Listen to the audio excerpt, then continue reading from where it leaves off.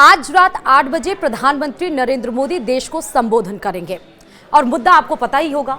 दरअसल भारत और पाकिस्तान के बीच संघर्ष विराम हो चुका है। डोनाल्ड ट्रंप ने इसको लेकर ट्वीट भी किया कि आखिरकार दोनों देशों ने युद्ध पर रोक लगा दी और दोनों ने अपने कॉमन सेंस का इस्तेमाल किया है। उसके बाद उन्होंने ट्वीट एक और किया कि हम कश्मीर के मुद्दे पर मध्यस्थता को लेकर दोनों देशों के बीच में बात करेंगे, दोनों देशों के बीच में हम व्यापार को और बढ़ाएंगे। इस बीच director general of military operations का आज यानी 12 मई को आज दोपहर 12 बजे दोनों पाक डीजीएमओ और भारत के डीजीएमओ के बीच में बातचीत होनी थी और आज ही दोपहर 2:30 बजे प्रेस ब्रीफिंग भी होनी थी, लेकिन समय बदल गया। किसका? भारत के डीजीएमओ और पाक के डीजीएमओ के बीच की बातचीत का। लेकिन प्रेस कॉन्फ्रेंस डीजीएमओ की दोपहर 2:30 बजे ही रही। कई सारी बातें उसमें बताई गई।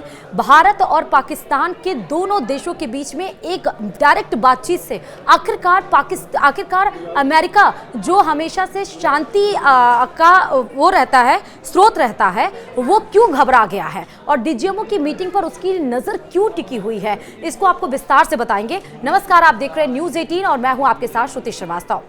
दरअसल आज जो डीजीएमओ की बड़ी बैठक हुई, प्रेस मीटिंग, उसमें कई सारी बड़ी बातें कही गई। सबसे पहली बात यह कही गई कि जरूरत पड़ने पर हम अगले मिशन के लिए तैयार रहेंगे। Director general of military operations की जो प्रेस वार्ता हुई उसमें कहा गया कि एडवांस रडार के जरिए नेवी ने निगरानी रखी है।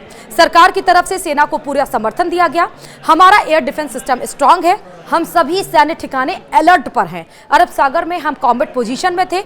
एजेंसीज तीनों सेनाओं के साथ खड़ी हैं। तुर्की हो या कोई और, हर खतरे से हम निपटेंगे।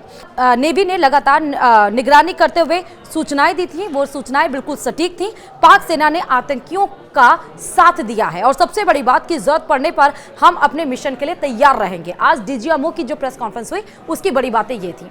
उसके साथ साथ हम बताते चले कि 7 अप्रैल को मिशन सिंदूर के तहत हमने 9 आतंकी ठिकानों को नेस्तनाबूद कर दिया था, जिसमें हाफिज सईद और मसूद अजहर जैसे जो उसके आतंकी ठिकाने थे, जो उसके अय्याशी के अड्डे थे, जहां पर लोगों को ट्रेन किया जाता था, ब्रेन वॉश किया जाता था, हमने उसको खत्म कर दिया। 4 दिन चले इस जो लड़ाई झगड़ा था, जो यहाँ पर तनातनी का माहौल था कि पाकिस्तान की तरफ से लगातार ड्रोन और मिसाइल अटैक किए जा रहे थे, लेकिन हमने अपने एयर डिफेंस सिस्टम को इतना मजबूत किया था कि हर उसके हमले का जवाब हमने मुंहतोड़ तरीके से दिया और इतना दिया कि पाकिस्तान को मजबूर कर दिया कि 1971 की तरह एक बार फिर से आके वो भारत के सामने सरेंडर करे, अपने घुटने टेक दे और माफी मांग के युद्ध को विराम करने की बात कहे। ऐसा ही हुआ। पाकिस्तान के डीजीएमओ ने अमेरिका से कहा कि आप इंडिया के यानी भारत के डीजीएमओ से बात करिए, लेकिन भारत को ये नागवार घोषा। भारत के डीजीएमओ ने सीधे पाकिस्तान के डीजीएमओ से बात कर दी और कहा कि 3:25 पर बातचीत हुई, 1.5 घंटे की बातचीत चली और शाम 5 बजे 10 अप्रैल को मध्यस्थता का आधिकारिक तौर पर ऐलान कर दिया गया। उसके बाद से आपको बता दें 12 तारीख को ये डीजीएमओ की आज 12 बजे मीटिंग रखी गई। लेकिन इन सब के बीच में पाकिस्तान को भारी नुकसान हमने भारत सिंदूर के तहत दिया। हमने क्या किया? हमने जैकाबाद एयरबेस, भलारी एयरबेस, नूर खान एयरबेस, रफीकी एयरबेस, मुरीद एयरबेस, रहमियार खान एयरबेस, इन सबको नेस्तनाबूद कर दिया। उसके साथ हमने उसकी 5 मिसाइलें दागी, 2 फाइटर जेट्स गिरा दिए गए, उसका लॉन्च पैड और रडार सिस्टम हमने तबाह कर दिया। इस्लामाबाद में हमने लगातार गोलीबारी की और साथ ही उसने जो मिशन चला रखा था ऑपरेशन सिंदूर के तहत, तो बुनियान उल मसूर, उसको भी हमने नेस्तनाबूद कर दिया। लेकिन इस बीच में जो रोल होता है किसका, यानी कि इसमें जो रोल होता है अमेरिका का, वो हम बताते चले। जैसे भारत और पाकिस्तान के बीच नियंत्रण रेखा एलओसी पर हालिया तनाव ने एक बार फिर से दोनों देशों को युद्ध जैसे हालात के करीब पहुंचा दिया। ऐसे में भारत और पाकिस्तान के डीजीएमओ यानी director general of military operations के बीच संभावित आपातकालीन मीटिंग की चर्चा ने अंतर्राष्ट्रीय स्तर पर खलबली मचा दी। खासकर अमेरिका, जो लंबे समय से इस क्षेत्र में खुद को एक शांति दूत के रूप में प्रस्तुत करता रहा है, अब असहज स्थिति में नजर आ रहा है।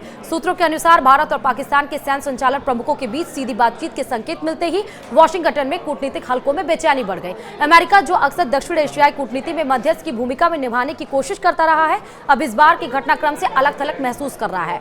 ये भी आपको बताते चलें कि डीजीएमओ मीटिंग्स भारत और पाकिस्तान के बीच तनाव घटाने के लिए एक बेहद महत्वपूर्ण सैन्य संवाद प्रक्रिया रही है। ऐसी बैठकें अक्सर संघर्ष विराम उल्लंघनों, घुसपैठ या सैन्य तनाव के समय होती हैं और युद्ध की संभावना को टालने का साधन बनती है। अमेरिका की बेचैनी क्यों बढ़ गई है? विशेषज्ञों का यह मानना है कि यदि भारत और पाकिस्तान आपस में बिना किसी तीसरे पक्ष के तनाव को कम करने में सफल होते हैं तो इससे अमेरिका की शांति स्थापना में भूमिका कमजोर होती दिखेगी। अमेरिका को यह डर भी सता रहा है कि अगर दोनों परमाणु शक्ति संपन्न देश बिना उसकी मध्यस्थता की कोई समाधान निकालते हैं तो उसकी रणनीति, पकड़ और वैश्विक कूटनीतिक छवि को आघात पहुंचेगा। इसी के साथ ही इस वीडियो में फिलहाल अभी के लिए इतना ही। देखते रहिए न्यूज़ 18। नमस्कार।